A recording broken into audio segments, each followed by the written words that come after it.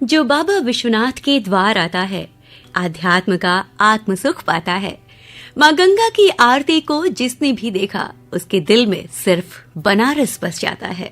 तो इन्हीं बनारस की गलियों से सबको गुड मॉर्निंग।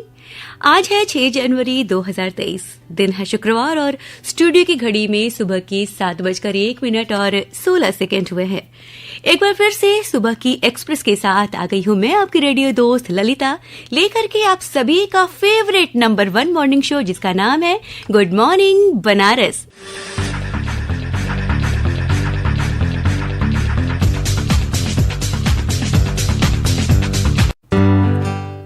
ट्यून किया है आपने आपकी वाणी आकाशवाणी और mobile app news on AIR के जरिए देश और दुनिया में कहीं पर भी आप सुन सकते हैं हमारे प्रोग्राम्स।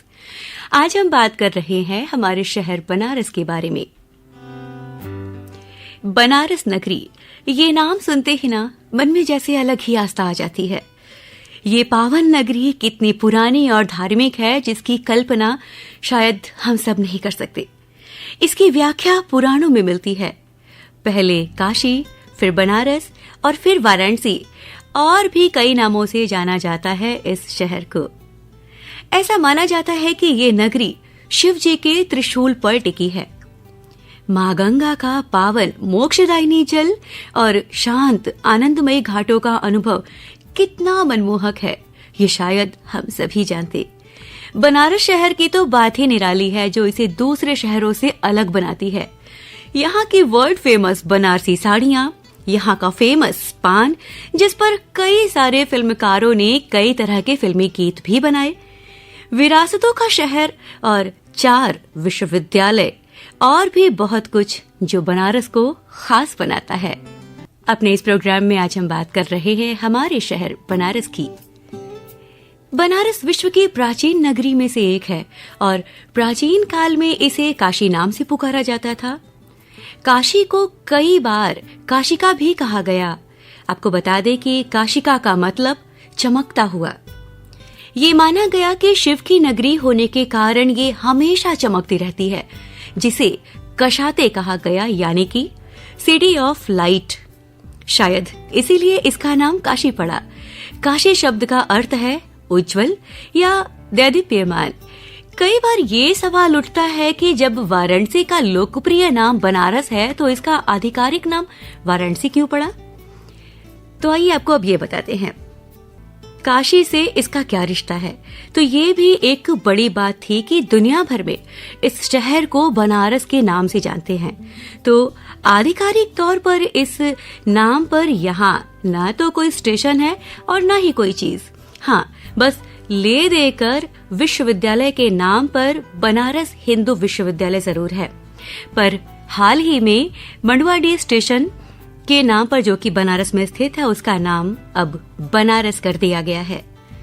इस शहर का नाम वाराणसी आखिर कैसे रखा गया, आइए अब ये भी जानते हैं। वाराणसी भी प्राचीन नाम है। इसका उल्लेख भी बौद्ध जातक कथाओं और हिंदू पुराणों में है। महाभारत में बार बार इसका जिक्र हुआ है। दरअसल इसका पाली भाषा में जो नाम था वो था बनारसी, जो टूटते फूटते बनारस के नाम से आया था। अब आइए आपको ये भी बता दें कि शासकीय तौर पर इसका नाम वाराणसी कब रखा गया।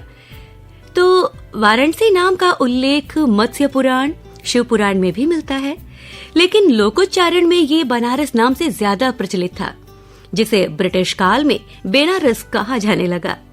आखिरकार 24 मई 1956 को शासकीय तौर पर इसका नाम वाराणसी कर दिया गया।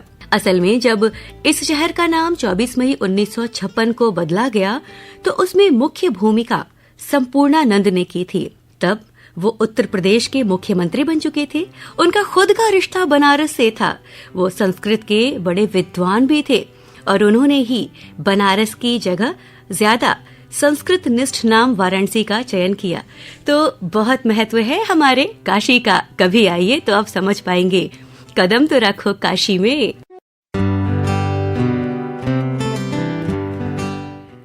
तो दोस्तों, आज हमने जाना हमारे बनारस शहर का कितना महत्व है। काशी एक जीवंत शहर है। काशी एक ऐसा शहर जहाँ लोग जीना भी चाहते हैं और मोक्ष की कामना के साथ देश दुनिया से यहाँ लोग आते हैं।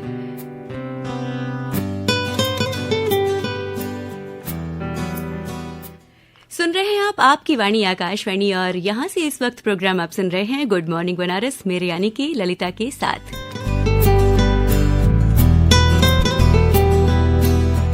दोस्तों, वक्त है प्रोग्राम में हमारे अगले सेगमेंट की तरफ चलने का। चलिए आपको बताते हैं कि देश और दुनिया में आज क्या खास हुआ।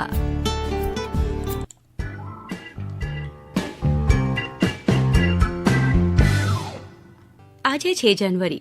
6 जनवरी वर्ष 1885 में भारतेंदु हरिश्चंद्र का निधन हुआ। उन्हें आधुनिक हिंदी साहित्य का पितामह कहा जाता है। उनका वास्तविक नाम हरिश्चंद्र था। भारतेंदु की उपाधि से उन्हें सम्मानित किया गया। हिंदी साहित्य में आधुनिक काल का प्रारंभ भारतेंदु हरिश्चंद्र से माना जाता है। वे भारतीय नवजागरण के अग्रदूत रहे, जिन्होंने देश के गरीबी, पराधीनता, शासकों के अमानवीय शोषण के चित्रण को अपने साहित्य का लक्ष्य बनाया। वे एक लेखक, कवि, संपादक, निबंधकार और कुशल वक्ता थे। भारतेंदु जी ने मात्र 34 वर्ष की अल्पायु में अपने विशाल साहित्य की रचना की। भारतेंदु हरिश्चंद्र भी बनारस के निवासी थे। इसी कड़ी में बढ़ते हैं आगे। आपको बताते हैं कि आज ही के दिन यानी 6 जनवरी वर्ष 1949 में नायक सूबेदार बाना सिंह का जन्म जम्मू और कश्मीर के कादियाल गांव में हुआ। मानद कैप्टन बाना सिंह भारत के सर्वोच्च सैनिक सम्मान परमवीर चक्र से सम्मानित भूतपूर्व सैनिक है। सियाचिन ग्लेशियर को पाकिस्तान के कब्जे से मुक्त कराने के अभियान में सिंह ने अप्रतिम शौर्य का प्रदर्शन किया। उनकी वीरता को याद रखने के लिए सियाचिन में जिस चौकी को बाना सिंह द्वारा फतेह किया गया, उसका नाम बाना पोस्ट रखा गया। परमवीर चक्र से सम्मानित होने के समय बाना सिंह नायक सूबेदार के पद पर थे, जो बाद में सूबेदार और सूबेदार मेजर मानद कैप्टन बने। हमें आप पर गर्व है। बढ़ते हैं इसी कड़ी में आगे। आज ही के दिन 1918 में बॉलीवुड के प्रसिद्ध गीतकार भरत व्यास का जन्म हुआ।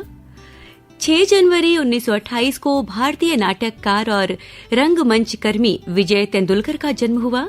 आज ही के दिन यानी कि 6 जनवरी 1932 में मिस्टर बीन के किरदार से दुनिया भर को दीवाना बनाने वाले सर रोवन सेबेस्टियन का भी जन्म हुआ।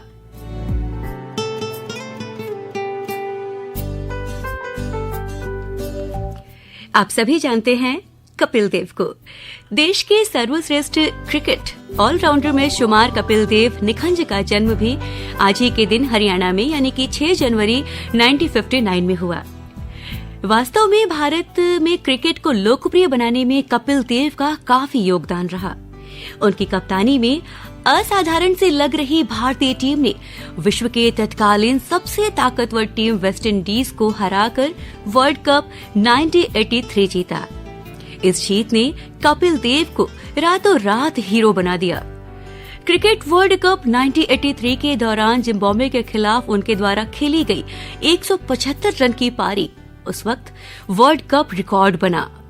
उनकी लोकप्रियता का अंदाजा हम उनके ऊपर बनाई गई बायोपिक फिल्म 83 देखकर ही लगा सकते हैं। और आज ही है A.R. रहमान उर्फ अल्लाह रखा खान रहमान का जन्मदिन। A.R. रहमान एक संगीतकार, गायक और गीतकार हैं जो अलग तरह का संगीत बनाने के लिए जाने जाते हैं। मुख्य रूप से वे भारतीय सिनेमा और अंतर्राष्ट्रीय सिनेमा में काम करते हैं। वर्ष 2010 में भारत सरकार ने उन्हें देश के तीसरे सर्वोच्च नागरिक पद्म भूषण सम्मान से सम्मानित किया। A.R. रहमान एक ऐसे अकेले भारतीय संगीतकार हैं जिन्होंने स्लम डॉग मिलेनियर में अपने संगीत के लिए 2 बार ऑस्कर जीतकर भारत का नाम गर्व से ऊंचा कर दिया। तो दोस्तों, चलते चलते अब एक नजर बातें हमारे शहर बनारस के इन दिनों क्या हालचाल बनारस का। भाई, खान पान के मामले में हमारा शहर बनारस हमेशा से ही आगे रहा है। इसी कड़ी में कैंट स्टेशन को ईट राइट स्टेशन का प्रमाण पत्र दिया गया। स्टेशन निदेशक गौरव दीक्षित ने बताया कि FSSAI की ओर से जारी प्रमाण पत्र से पहले यहां खान पान की व्यवस्था का सर्वेक्षण हुआ। तो भाई ये तो एक बहुत ही अच्छी खबर है। इसी के साथ यहां आपको ये भी बता दें कि कैंट स्टेशन में स्थित मुख्य यात्री हॉल में तैयार प्रीमियम वेटिंग लाउंज का संचालन भी शुरू हो गया है। यहां यात्रियों को मिलेंगी कई सुविधाएं, जिनमें यात्रियों को विश्राम करने के लिए बेहतर माहौल मिलेगा और इस प्रीमियम वेटिंग लाउंज में मनोरंजन के साधन भी उपलब्ध होंगे। इसी के साथ आपको बता दें कि आज है पौष मास की पूर्णिमा। आज गंगा में लगेगी माघी स्नान की पहली डुबकी। आइए इस बारे में आपको विस्तार से बताते हैं।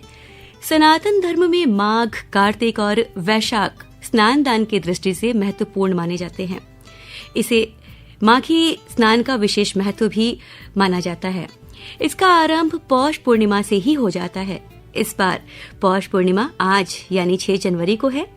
इस दिन से माघ पर्यंत स्नान दान, जप, व्रत, यम, नियम, संयम ये सभी कार्य शुरू हो जाएंगे। ये विधान माघ पूर्णिमा यानी 5 फरवरी तक चलेंगे। इसके बीच 15 जनवरी को मकर संक्रांति, 21 जनवरी को मौनी अमावस्या और 26 जनवरी को बसंत पंचमी पड़ेगी।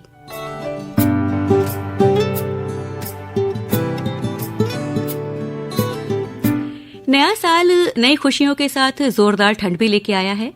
वाराणसी समेत आसपास के जिलों में इन दिनों ठंड बहुत तेज पड़ रही है।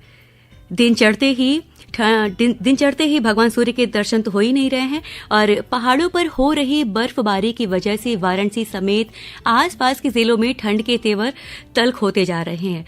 ठंड इतनी ज्यादा है कि लोग परेशान हैं, तो ऐसी ठंड में आप अपना ख्याल जरूर रखिए, खान पान का ख्याल रखिए, अपने परिवार का ख्याल रखिए। और अब घड़ी की सुइयां इशारा कर रही हैं कि मेरा चलने का वक्त है।